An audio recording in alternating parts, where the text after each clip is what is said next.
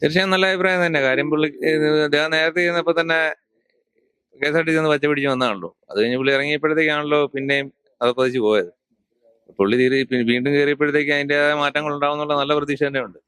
പിന്നെ നമ്മുടെ വണ്ടിക്ക് പ്രൈവറ്റ് വണ്ടിക്കാണെങ്കിലും അതിന്റെ എല്ലാ കാര്യങ്ങളും ചെയ്തു തരുന്നുള്ള വിശ്വാസമുണ്ട്. നമുക്കിപ്പോ ഒന്നാമത്തെ കാര്യം ഈ വണ്ടിക്ക് പ്രശ്നമില്ല, കോട്ടയനാട് ഓടുന്ന വണ്ടിക്ക് പ്രശ്നമില്ല. അതായത് 140 കിലോമീറ്റർ ഓടുന്ന വണ്ടിയുടെ എല്ലാം പെർമിറ്റ് കട്ട് ചെയ്തേക്കുക. അതായത് അവർക്ക് ഓടാൻ പറ്റുന്നില്ല. ഈ കട്ടപ്പന ഇവിടുന്ന് പോകുന്ന കുമളി വണ്ടി അവരുടെയൊക്കെ പെർമിറ്റ് കട്ട് ചെയ്തേക്കുക. പിടിക്കുമ്പോഴത്തേക്ക് അവർക്ക് 5000 രൂപ 7000 രൂപ 7500 രൂപയൊക്കെ ഫൈൻ അടിച്ചു കൊടുക്കുക. അതൊക്കെ കാണിക്കുന്ന ഭയങ്കര മോശമായ കാര്യമല്ലേ. ഒരു വണ്ടി ഓടി എന്നാ കിട്ടുന്നത് ചേട്ടൻ അറിയാലോ.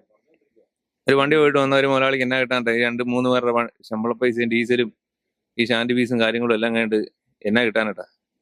അപ്പൊ അതിന്റെ ഈ മിനിറ്റിന് ഒന്നാമത്തെ കാര്യം ഇവിടെ അങ്ങോട്ട് ഇറങ്ങിയിട്ട് ഇവിടുന്ന് ഇങ്ങോട്ട് കയറി വരുമ്പോൾ തന്നെ നമ്മളോട് ചോദ്യം പറിച്ചിട്ടൊന്നുമില്ല. ഫോട്ടോ എടുക്കുക, കുറച്ചു നേരം കഴിയുമ്പോൾ മുതലാളിയുടെ ഫോണിലോട്ട് മെസ്സേജ് വരിക 500 250. ഇത് നിരന്തരം ഇത് തന്നെ. അതൊക്കെ കാണിക്കുന്ന മോശമായ പരിപാടിയല്ലേ. അങ്ങനെയുള്ള കാര്യങ്ങളൊക്കെ ഒന്ന് മാറ്റി കിട്ടുവാണെങ്കിൽ നല്ല കാര്യം തന്നെയായിരുന്നു. അതൊക്കെയാണ് ഈ പ്രശ്നം. പക്ഷെ ആ സമയത്ത് KSRTC പോകുമ്പോഴത്തേക്ക് അവർക്ക് ഒരു പെറ്റിയും കൊടുക്കുന്നില്ല. ഈ പെർമിറ്റ് ഒന്നുമില്ലാതെ ഓടുന്ന ഈ KSRTCക്ക് എന്തെങ്കിലും കൊടുക്കുന്നുണ്ട്? നമ്മളെല്ലാ കാര്യം നോക്കി എല്ലാ കാര്യവും പക്കയായിട്ട് ഓടുന്ന വണ്ടിക്ക് ചുമ്മാ പറ്റി ഒരു കാരണം പോലും ഇല്ല പറ്റിയത്. ഒരു കാര്യമില്ലാതെ.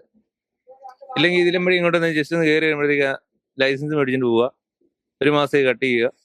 ഇത് അവരൊന്നും ഓവർടേക്ക് ചെയ്യാൻ പറ്റത്തില്ല. ഈ ബ്ലോക്കും പിടിച്ച് ഇപ്പൊ തന്നെ കണ്ടില്ലേ സർവീസ് നടക്കുന്നത്. എന്നാ ബ്ലോക്ക് ഇങ്ങോട്ട് വന്നപ്പോ കണ്ടായിരുന്നോ?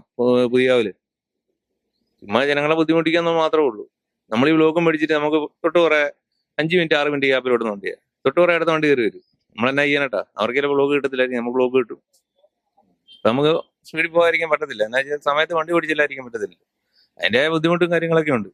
അതിനൊരു സ്പീഡിൽ പോകുന്നതിന് പ്രശ്നം, ഓവർടേക്ക് ചെയ്യുന്ന പ്രശ്നം, ഇതിനെല്ലാം ഒന്നെങ്കിൽ ലൈസൻസ് കട്ട് ചെയ്യുക അല്ലെങ്കിൽ ഫൈൻ തരിക. ഇത് നിരന്തരം ഇത് തന്നെയാണ്. നമ്മൾ മടുത്തു.